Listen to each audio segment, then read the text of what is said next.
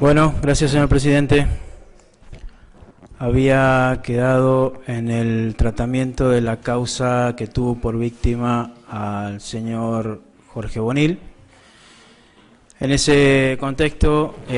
decía que lo último expresado por esta defensa respecto de lo que había establecido la Fiscalía es que desde aquel 28 de febrero de 1977 a las 5:30 am que partió Bonil al RIN 22, faltándole solo 5 días para la baja del servicio militar obligatorio, sus familiares y amigos desconocen de ahí el paradero de este. Pero también decía que había omitido la Fiscalía mayores referencias respecto de lo verdaderamente dicho por el padre de Bonil, en un momento histórico que permite ubicarlo más cercano a la desaparición y que por ello, respecto de este hecho, se permitiría inferir, puesto que no podemos hablar de certezas que no existen, que Bonil no fue un desaparecido en manos de ninguna fuerza, o al menos las pruebas no permiten decidirlo así, sin pasar por alto la lógica. En este camino tenemos que el padre de Bonil, Pedro Antonio Bonil, declaró el 4 de julio del año 1986, a fojas 1483 y 1484 vuelta, afirmando que efectuó una denuncia, pero no con el espíritu de denunciar un secuestro, sino para denunciar la desaparición de un hijo, según consta fojas 1483. Expresó en ese momento que no tiene pruebas ni fundamentos para afirmar que su hijo fue secuestrado, fojas 1483. Que no piensa que su hijo fuera tomado en el RIN 22, fojas 1483 vuelta. Luego de esto hay otra declaración del 22 de abril del año 1987, a fojas agregadas fojas 1626 y 1626 vuelta, donde dijo el señor Bonil que Del Torquio era amigo de su hijo. Inclusive fue a su casa con unos soldados para buscar algún indicio sobre el paradero de Jorge, de acuerdo a lo que consta a fojas 1626, como dije. Que él nunca supo que Del Torquio le haya propuesto salir del país, y el teniente coronel Sosa lo ayudó mucho para buscarlo, 1626 vueltas. También tenemos la declaración de un testigo, de un señor Oscar Alberto Lorente, que declaró el 29 de agosto de 1986, en el marco de esa investigación que se estaba llevando a cabo, a fojas 1508, es un ex soldado que conoció a Bonil, que dijo que sin tener amistad, declaró también el 16 de octubre del 2007, a fojas 1804 y 1805, solamente supo que Bonil no regresó del Franco, según consta a foja 1804 vueltas. Expresó que no conoció la Marquesita, que asistió a la escuela primaria de carpas, porque se hablaba en aquel entonces de carpas amarillas, solamente vio en el Pinar, fojas 1804 y 1800 vueltas y 1805, que no sabe cómo estaba integrada inteligencia. En el mismo sentido declaró un señor Alfredo Agustín Amaya, el 29 de agosto de 1986,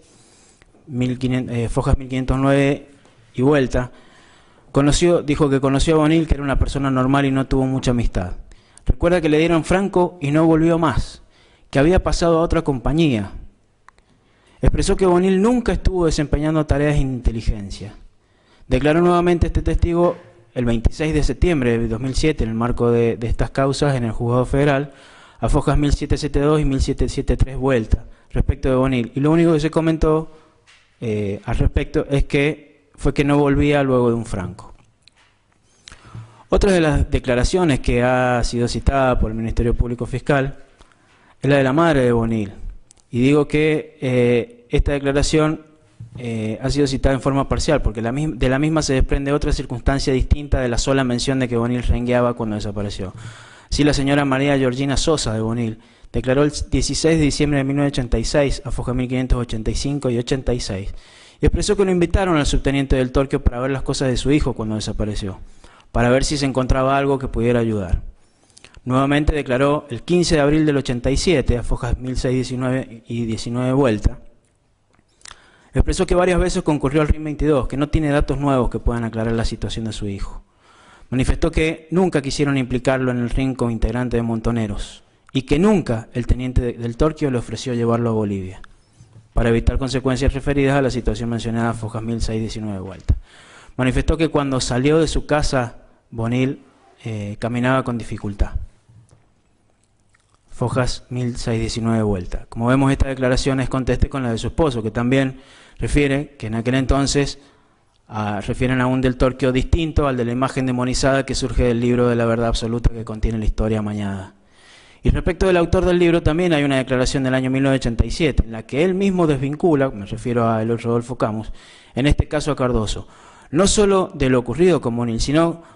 de que formara parte de alguna patota. Así Eloy Rodolfo Camus declaró el 22 de abril de 1987 a fojas 1623 y 1624 vuelta, expresando que lo pretendían incriminar como montonero, que lo querían mandar a Bolivia, o sea, que a Bonil lo querían incriminar como montonero y que lo querían mandar a Bolivia. Que Bonil le mencionó de una patota integrada por gente del ejército, que le dio nombres, en fin, afirma que Bonil le expresó que un tal Cardoso no formaba parte de la misma. Como vemos, acá en esta declaración, Eloy Camus relata que lo pretendían vincular como montonero a Bonil, como dije, lo que en suma contradice lo que escribió él mismo en el libro y que además afirmó en juicio, que es el hecho de reconocer a Bonil como un montonero, incluso si mal no recuerdo, proporcionó la jerarquía. Pero al solo cotejar aquella declaración del año 87 con las posteriores surgen claras las contradicciones, o más que contradicciones, las falsedades a las que se ha acudido a fin de incriminar a mis asistidos. De hecho, en el acta de debate número 12, de fecha 14 de diciembre de 2011, del juicio pasado, el señor Camus procedió a un reconocimiento fotográfico, obviamente en momentos en que se celebraba la audiencia y con la consabida falta de la presencia de control, control alguno por parte de algunos de los defensores que nos encontrábamos en ese debate. Allí expresó lo siguiente, que reconoce casi con certeza una foto de Cardoso. Luego de ello, el tribunal le expresa que se trata del teniente Carlos Malato,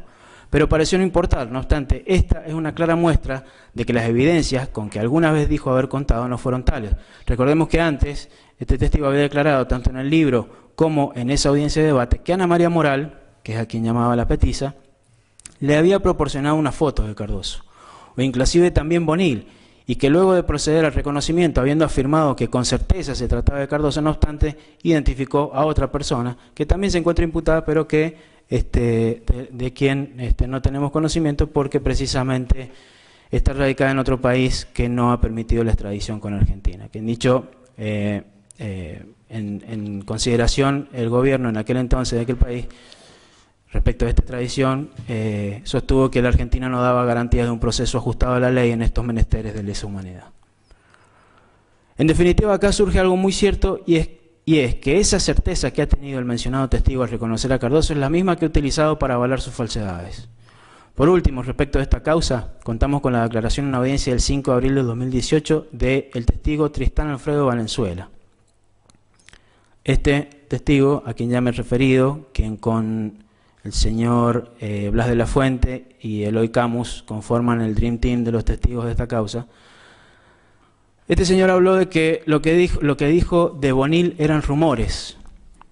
que a Cardoso lo conoció porque estaba en finanzas, que estaba sentado en un escritorio detrás de una persona que les pagaba 3 billetes colorados, es decir, que Cardoso le pagaba 3 billetes colorados. Y respondiendo a preguntas de la defensa dijo que lo veía habitualmente, al menos una vez al mes, que era gordito, rubio. En su declaración en el juicio anterior agregó que tenía ojos claros. Y cuando se le preguntó si lo había identificado en el álbum fotográfico, dijo que se remitía a lo que ya había ocurrido en el juicio anterior. Que desde el Torquio se escuchaban rumores entre los conscriptos de que habían encontrado a Bonil con la esposa de Del Torquio y que aparentemente por eso habría ocurrido lo que se decía. Que él no recuerda de quiénes rumoreaban, pero que era Vox Populi. Que tampoco recuerda si ese rumor lo escuchó antes o después de la desaparición de Bonil, pero que estaba todo declarado en el juicio anterior y en sus declaraciones desde el año 87 y que Del Torquio era grandote, rubio y ruludo. Que cree que de ojos claros, que Margarita la conoce, porque se le preguntó respecto de la relación que habría con la familia Camus y dijo que Margarita la conoce, así como en San Juan se conocen todos, y que no era amigo, porque en San Juan siempre se conoce a la gente, por parientes, por conocidos, etc. Y que la desaparición de Bonil se enteró mucho tiempo después. Creo que huelgan más palabras respecto de la declaración de este testigo que no se hayan dicho en su oportunidad al referirme a las fuentes de conocimiento de las identidades de los imputados. En ese orden es que preciso en este momento tratar respecto de la causa de Vicente Jorge Masitelli, que es el que le dio nombre a esta causa, este conglomerado de causas, que también ha sido llamada desaparecidos. Vicente Jorge Masitelli fue desaparecido el 26 de octubre del 76 en su domicilio particular, según consta en la denuncia de la CONADEP, en el acta número 6464, a fojas 150, 158 a 167. El hecho fue denunciado en la seccional 13 de comisaría de la policía de la provincia de San Juan, momentos después de ocurrido, según acta 3193 del tomo 326, folio 193, sin figurar ni ser mencionados en la misma los nombres de mis asistidos según foja 159. La desaparición la denuncian el 20 de marzo de 1984 ante el juzgado del doctor Contegrán, esto es en la justicia provincial, conforme consta fojas 47, y esa denuncia luego es ampliada a fojas 50, 51 y 52. En este caso, la hermana de Vicente Jorge Masitelli, la señora Mirta Rosa Masitelli, declaró el 30 de octubre del 86 a fojas 294-295 y fue testigo presencial del hecho. En esa declaración la señora Mirta no ha dado hecho mención alguna de haber identificado a Del Torque o a Cardoso en ese hecho. No se puede extraer de ese primer testimonio referencia alguna que diga lo contrario a lo que expongo. Después de esto hay otra declaración de esta señora el 12 de abril del 2007 a fojas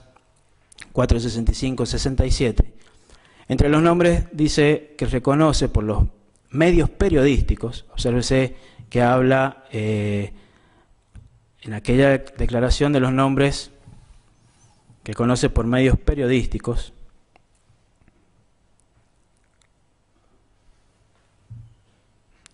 que puede reconocer que son de los medios periodísticos, como decía. Recordemos, porque ya lo he mencionado en estos alegatos, en aquella oportunidad, en el año 2007, a raíz de la apertura de esta y otras causas por delitos de lesa humanidad, comenzaron a circular nombres de quienes habrían de resultar luego imputados. Este abanico de identidades que surgieron sin dudas de las fuentes de conocimiento a las que me he referido extensamente en el principio de estos alegatos,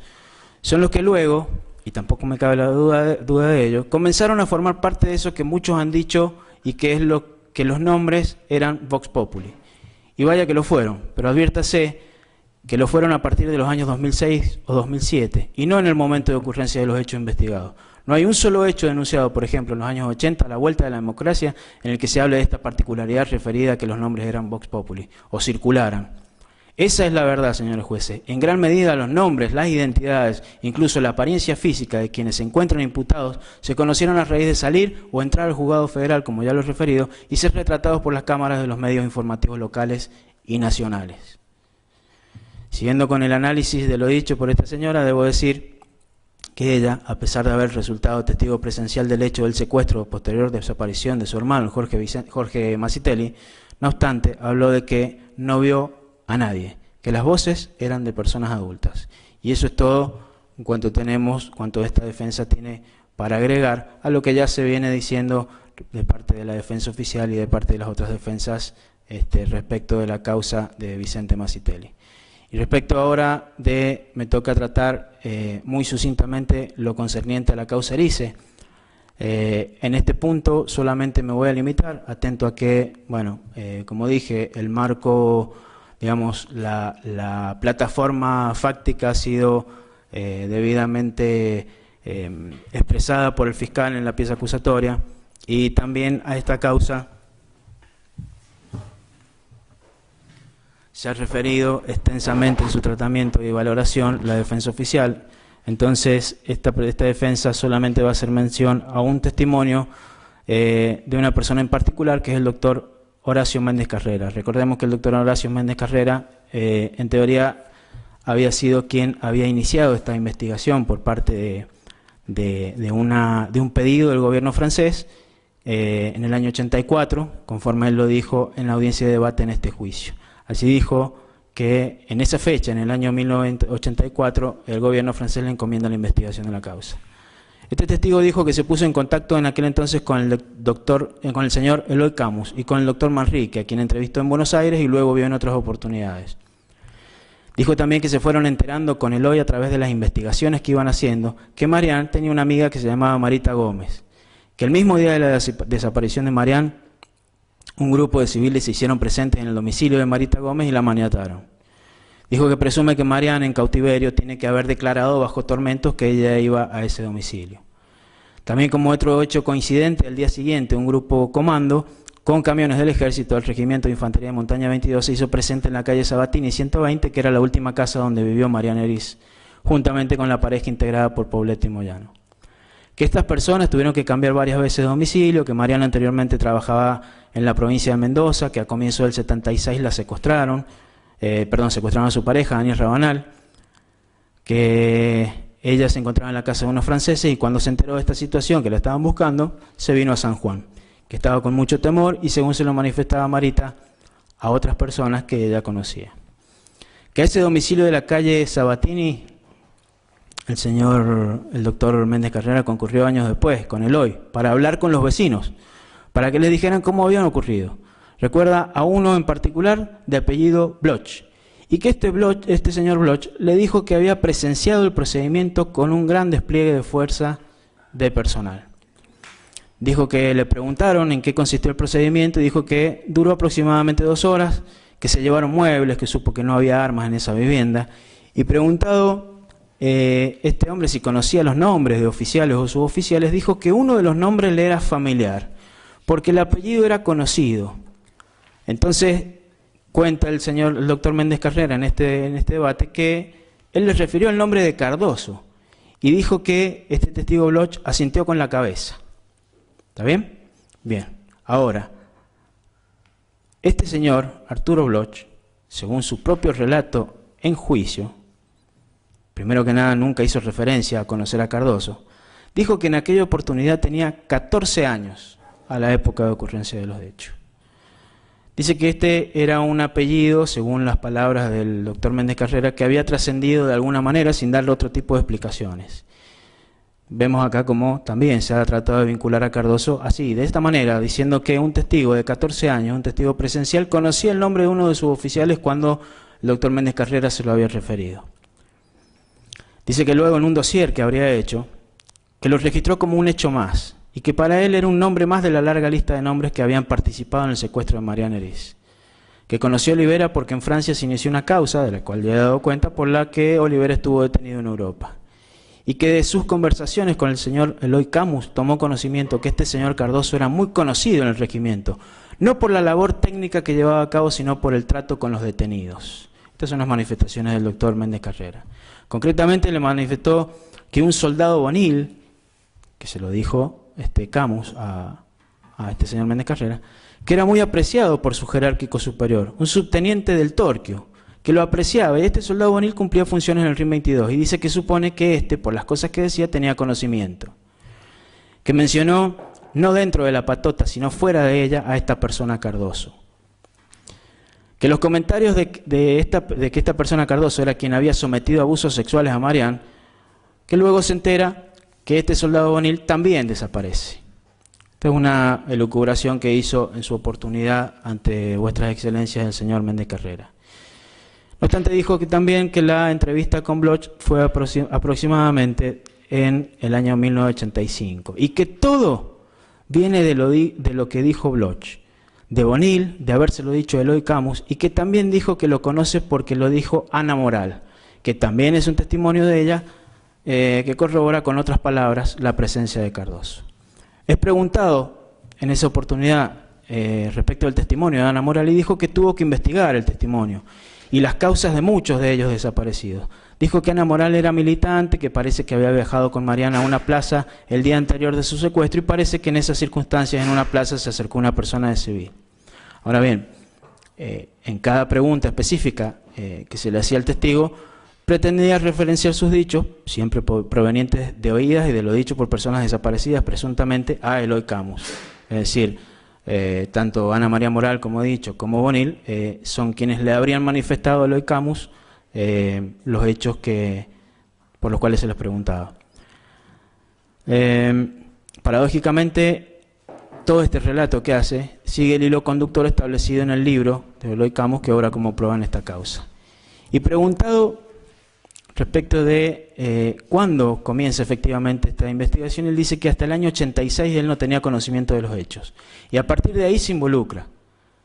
No obstante, había dicho que comenzó a trabajar en el caso en el mes de enero de 1984. En su declaración del 22 de marzo del año 85, ante la autoridad militar, a la pregunta de si tenía cualquier dato de interés respecto a la investigación, dijo que necesitaba que fuera citado el padre de Mariana Eris, pero no aportó en aquel momento ningún dato, a pesar de que en debate acababa de confirmar que la investigación la había iniciado en enero de 1984. Así, normalmente, en el resto de las preguntas que se le hicieron, volvió a responder el testigo con cualquier otro hecho, evadiendo la pregunta concreta.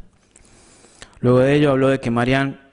se enteró de que una persona del dedo de la policía, aparentemente de Mendoza, que sería el Pichi, según se ha referenciado, y tenemos constancias documentales de las declaraciones anteriores, era quien estaba buscando a Marián, que ella aparentemente se habría enterado de que esta persona estaba en San Juan y que a partir de ese momento pasó a la clandestinidad. También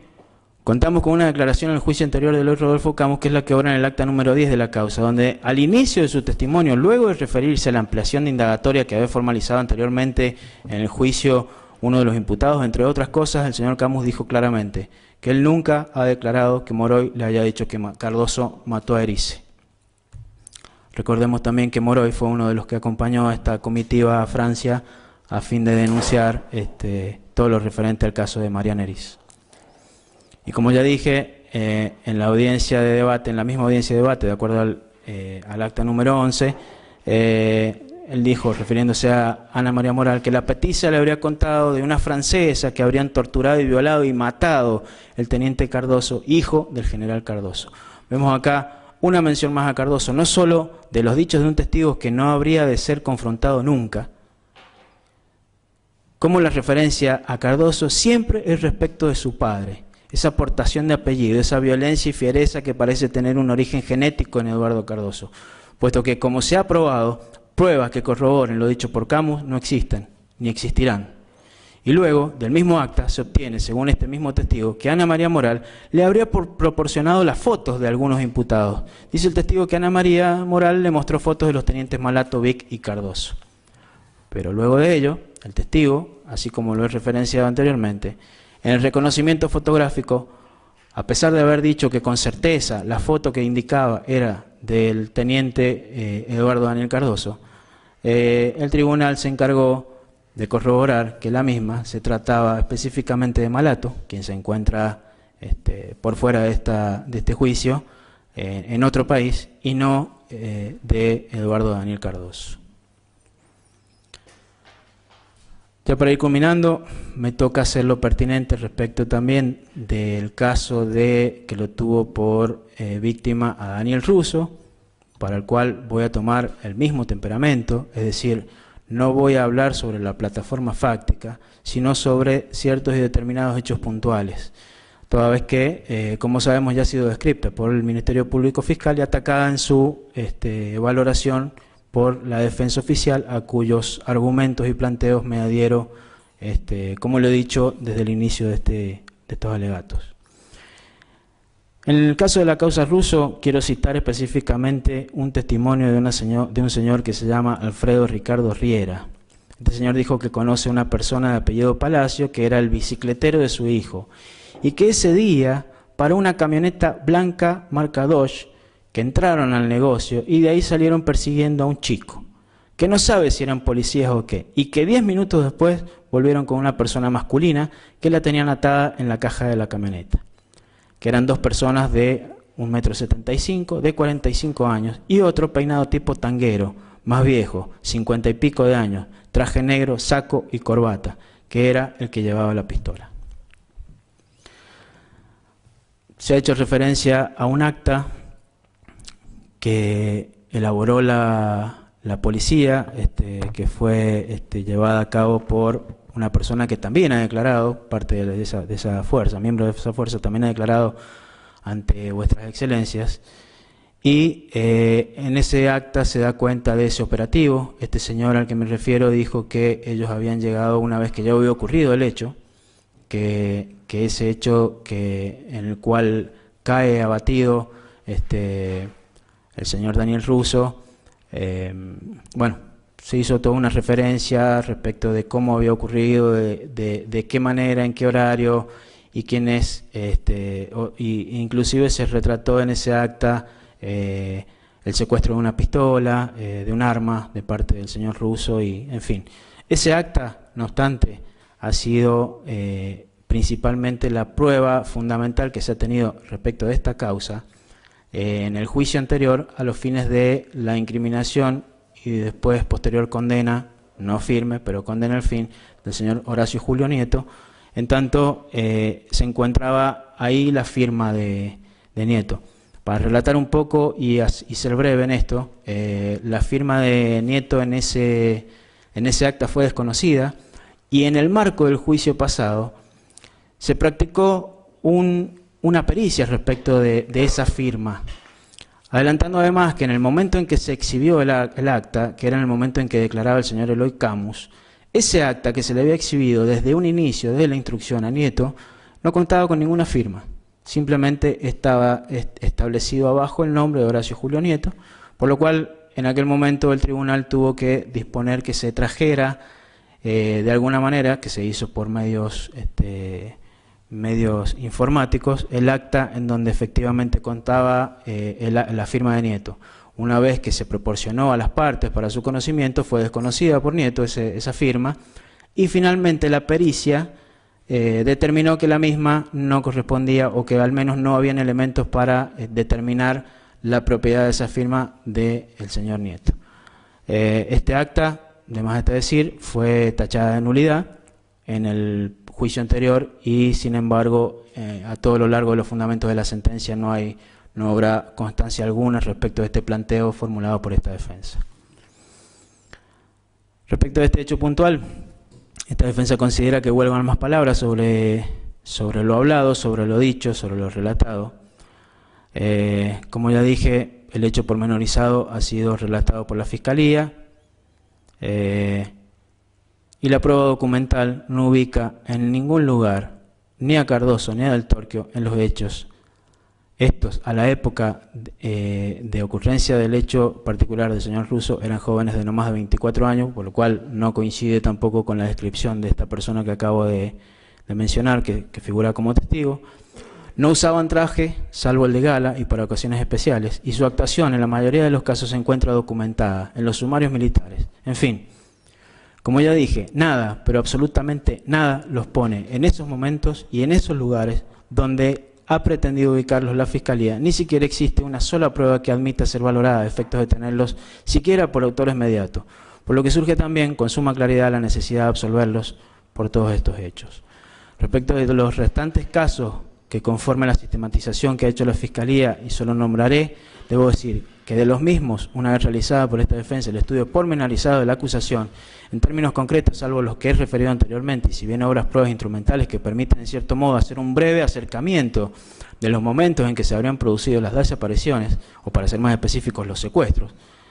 es palmaria la indeterminación de las conductas típicas, al menos en lo que respecta a la posibilidad de atribuir dichas conductas a mis asistidos. En tanto la acusación, y como ya lo vengo haciendo, se ha bastado con la sola mención, primeramente, de que la persona que habría desaparecido tenía alguna participación en política partidaria o de la época o en la universitaria. Y esa mención ha servido al Ministerio Público para determinar lo concerniente a la persecución por cuestiones políticas, que forma parte de la caracterización necesaria de los delitos de lesa humanidad. Con esta punta de lanza, el único avance que se observa es una descripción más o menos pormenorizada de constancias de cada una de las causas, donde se mencionan fechas, declaraciones testimoniales, circunstanciación del presunto hecho delictivo, autoridades mencionadas por esos testigos, prueba documental obtenida de las fuerzas policiales, entre otras. Pero lo que sí surge de manera sistemática y patente es que la imputación a Del Torquio y Cardoso en cada uno de esos hechos solo proviene de la inmotivada ubicación dentro de un aparato represivo según la terminología empleada, pero en concreto de su participación como autores o coautores mediatos, o de su autoría o coautoría directa, no hay absolutamente un solo elemento probatorio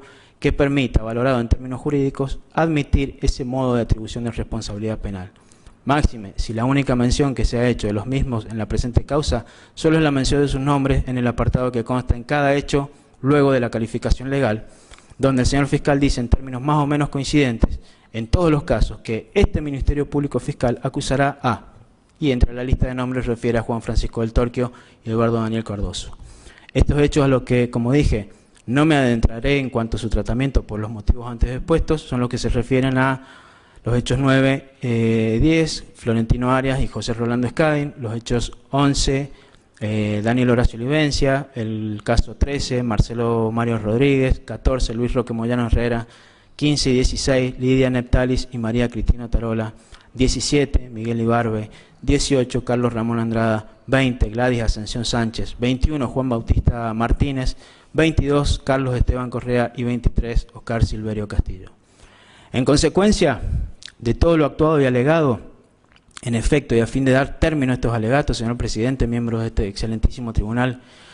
debo decirles que lo que ha quedado debidamente probado en este juicio es que Del Torquio y Cardoso no formaron parte de asociación ilícita alguna. Tampoco lo hizo el señor Juan Alberto Aballay, de quien aún sostenemos hoy que la única prueba incriminante es una sindicación en una fotografía, en un reconocimiento fotográfico que adolece de los recaudos mínimos necesarios para contemplarlo como tal. No fueron parte de ninguna banda, no estuvieron en cierto modo coludidos con ningún miembro de inteligencia. Prestaron sus funciones en el RIM 22, lo hicieron como oficiales. Sus nombres e identificaciones surgieron a raíz de esas actuaciones donde, amparados por la legislación vigente a la época de los hechos, procedieron del modo en que les fue ordenado por la autoridad, dentro del marco de la ley, y poniendo inmediatamente después de cada detención el detenido con todo lo actuado a disposición del jefe del área, en algunos casos, y del juez cuando la orden era emitida por éste. Por tanto, y no habiendo prueba que los ubique dentro de una sala de interrogatorio, dentro del penal de Chimba, dentro de la Marquesita, de una comisaría u otra dependencia considerada como centro clandestino de detención, su responsabilidad se circunscribe al momento de formar parte de un operativo de detención de personas vinculadas a la subversión. Como ya dije, en el marco de la legislación vigente, uniformados y plasmando su nombre en el respectivo sumario militar. Ese es el único momento en que válidamente se puede acreditar la presencia de cualquiera de ellos. Dicho lo anterior, hago una expresa remisión a todos los planteos formulados, tanto por las defensas particulares que me han precedido como los puestos por la defensa pública oficial, planteos que por economía procesal y en honor a la brevedad no habré de reproducir, pero que además, dada la claridad de conceptos vertidos y su excelente y acabada exposición y planteo, me adhiero a los mismos, y en particular respecto del planteo de nulidad planteada de los reconocimientos fotográficos que obran como prueba en estas causas, de todos aquellos que no hayan cumplido en forma cabal con los recaudos formales establecidos en el Código Procesal Penal a esos efectos. Por todo lo expuesto, señores jueces, antes que nada también debo remitirme a cada uno de los legajos de mis asistidos, en los cuales obran debidas constancias que acreditan que no sé si en la gran mayoría, pero en gran cantidad de los hechos que se han investigado en esta causa, ellos por cualquier motivo han estado fuera de la jurisdicción.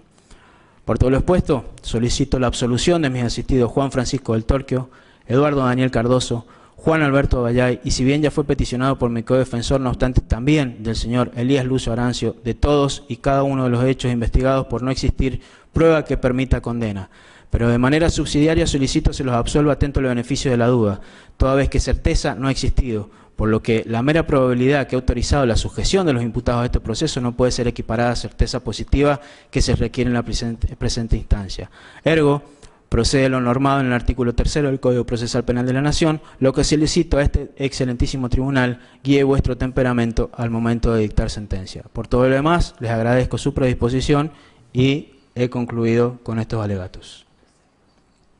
Además de lo expuesto, bueno, se mantienen todas las reservas también formuladas oportunamente. Gracias, señor presidente, gracias, excelentísimo tribunal.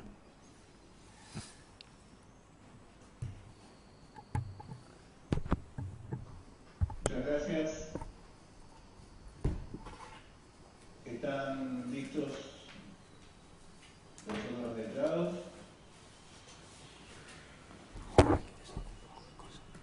Sí, señor presidente, un segundo, por favor. Si Cardoso y Del Torquio quieren cortar la transmisión, están autorizados porque ya su defensa ha terminado.